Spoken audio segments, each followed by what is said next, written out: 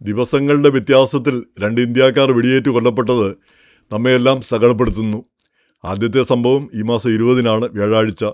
അത് ടെന്നസിയിലെ ജാക്സണിൽ. അവിടെ കട നടത്തുകയായിരുന്ന സുരേഷ് പർസോത്തം ദാസ്, അദ്ദേഹത്തിന് 62 വയസ്സ്.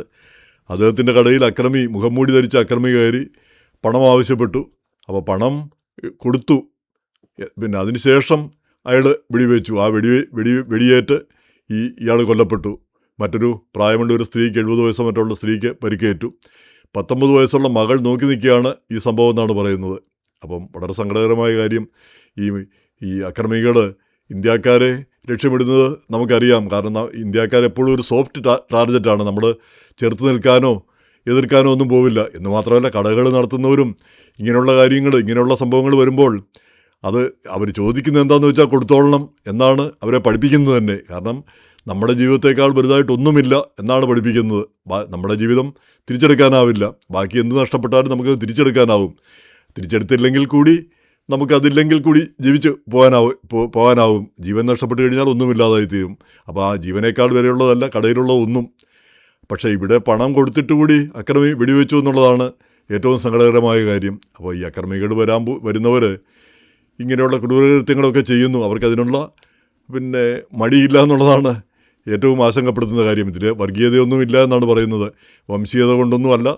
ഇങ്ങനെയുള്ള ഈ ഡിപ്രേവ്ഡ് മൈൻഡ്, ഇങ്ങനെയുള്ള നിന്ദ്യമായ മനസ്സുള്ളവർ അവർ കൊല്ലുന്നതിൽ അല്ലെങ്കിൽ മോഷ്ടിക്കുന്നതിലും കൊല്ലുന്നതിലുമൊക്കെ ആഹ്ലാദം കണ്ടെത്തുന്നു എന്നാണ് കരുതപ്പെടുന്നത്. ഇനി രണ്ടാമത്തെ സംഭവം 2 ദിവസം കൂടെ കഴിഞ്ഞപ്പോഴത്തേക്ക് ന്യൂയോർക്ക് സിറ്റിയിൽ പിസ്സ ഡെലിവറി ചെയ്യാനായിട്ട് പിസ്സ കൊണ്ടുപോയി കൊടുക്കാൻ പോകുന്ന ഒരു 28 വയസ്സുകാരൻ ഗുർദീപ് സിംഗ്, അയാളാണ് കൊല്ലപ്പെട്ടത് ബ്രൂക്ലിനിൽ വെച്ച ന്യൂയോർക്ക് സിറ്റിയിൽ. അപ്പോൾ ആദ്യം വന്ന റിപ്പോർട്ടുകൾ, നാട്ടിലൊക്കെ വന്ന റിപ്പോർട്ടുകളിൽ പറഞ്ഞത് ഈ കട കൊള്ളയടിക്കുമ്പോൾ അതിനിടയിലാണ് ഈ വെടിയേറ്റ് മരിച്ചതെന്നാണ് പറയുന്നത്. പക്ഷേ റിപ്പോർട്ടുകൾ പറയുന്നത് ഈ പിസ്സ ഡെലിവറിക്ക് ഇയാൾ പോകുമ്പോൾ റോഡ് റേജ് സംഭവം ഉണ്ടായി. അതായത് മറ്റൊരു ഡ്രൈവറുമായിട്ട് തർക്കമുണ്ടായി. അതിൻ്റെ പേരിൽ ഇവർ മൽപ്പിടുത്തമായി. ഒടുവിൽ ഒരാൾ വെടിവെച്ചു. അങ്ങനെ ഇയാൾ മരിച്ചു എന്നാണ് പറയുന്നത്. അത് അതിൻ്റെ വീഡിയോ എവിഡൻസൊക്കെ ഉണ്ട്. അപ്പോൾ അതായിരിക്കാം കൂടുതൽ കറക്റ്റ്. നാട്ടിൽ നിന്നുള്ള റിപ്പോർട്ടിലാണ് കൊള്ള എന്നുള്ള മോഷണം എന്നുള്ള ഇത് പറയുന്നത്. അതായിരിക്കാം വഴിയില്ല.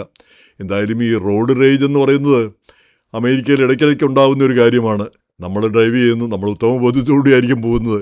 പക്ഷേ മറ്റവന് തോന്നുന്നത് നമ്മൾ അവനെ ആക്ഷേപിക്കത്തക്ക രീതിയിൽ അവനെ വെട്ടിച്ച് കിടന്നു, അല്ലെ അവൻ്റെ അടുത്തേക്ക് ചെല്ലുന്ന പോലെ തോന്നി, അല്ലെ അവനെ പേടിപ്പിച്ചു.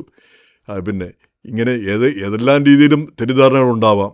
ഇപ്പം നമ്മൾ എത്ര ശ്രദ്ധാപൂർവം എത്ര മര്യാദയ്ക്ക് ഡ്രൈവ് ചെയ്താലും എതിരെ വരുന്നവൻ, അല്ലെ സമീപത്തോട് വരുന്നവൻ, അവൻ അലക്ഷ്യമായിട്ട് വന്ന് നമുക്ക് ഇടിച്ചാലും ആ അപകടം നമുക്കാണ് ഉണ്ടാകുന്നത്. അപ്പോൾ എപ്പോഴാണ് അപകടം ഉണ്ടാവുക, ഏത് രീതിയിലാണ് ഉണ്ടാവുക എന്ന് നമുക്ക് അറിഞ്ഞുകൂടാ. അതിൻ്റെ കൂടെയാണ് ഈ റോഡ് റേജ് എന്ന് പറയുന്ന ആ വസ്തുത,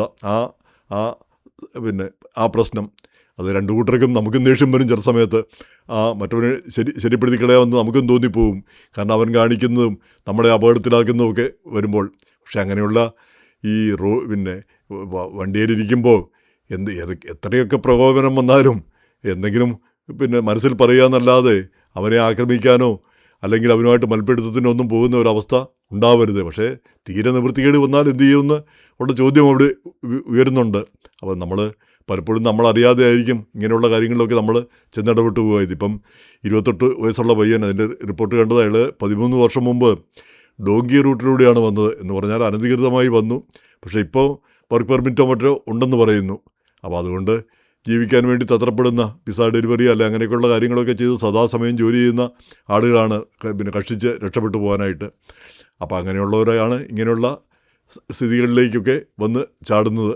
എങ്ങനെയായിരുന്നാലും ഡ്രൈവ് ചെയ്യുന്നവരും ഒക്കെ എപ്പോഴും ശ്രദ്ധിക്കേണ്ട ഒരു കാര്യമാണ്. ഇങ്ങനെയുള്ള പ്രശ്നങ്ങൾ വരുമ്പോൾ നമ്മൾ സമചിത്തത പാലിക്കുക എന്നുള്ളതാണ് ഏറ്റവും പ്രധാനപ്പെട്ട കാര്യം. മറ്റവൻ്റെ കയ്യിൽ തോക്ക് കാണും എന്ന് മാത്രമല്ല, മറ്റവൻ ഏതെങ്കിലും പ്രാന്തനായിരിക്കും. അവനുമായിട്ട് മൽപ്പിടുത്തത്തിനോ വഴക്കിനോ ഒന്നും പോയിട്ട് വലിയ കാര്യമൊന്നുമില്ല. അപ്പോൾ നമ്മുടെ സുരക്ഷിതത്വം നോക്കുക എന്നുള്ളതാണ് ഏറ്റവും പ്രധാനപ്പെട്ട കാര്യം. പക്ഷേ കടകളിലും മറ്റും എത്രയൊക്കെ സുരക്ഷിതത്വം നോക്കിയാൽ കൂടി ഇങ്ങനെയുള്ള അക്രമികൾ കടന്നു കയറുകയും ആക്രമിക്കുകയൊക്കെ ചെയ്യുന്നു എന്നുള്ളത് സങ്കടകരമായൊരു കാര്യമാണ്. പക്ഷേ ഇതൊക്കെ അമേരിക്കൻ ജീവിതത്തിൻ്റെ ഭാഗമാണെന്ന് പറഞ്ഞ് നമുക്ക് തള്ളിക്കളയാമെന്ന് മാത്രം. എന്തായാലും സുരക്ഷിതരായിരിക്കുക എന്നുള്ളത് പ്രധാനപ്പെട്ട ഒരു കാര്യമായിട്ട് നമ്മളെല്ലാം എടുക്കേണ്ടതുണ്ട്.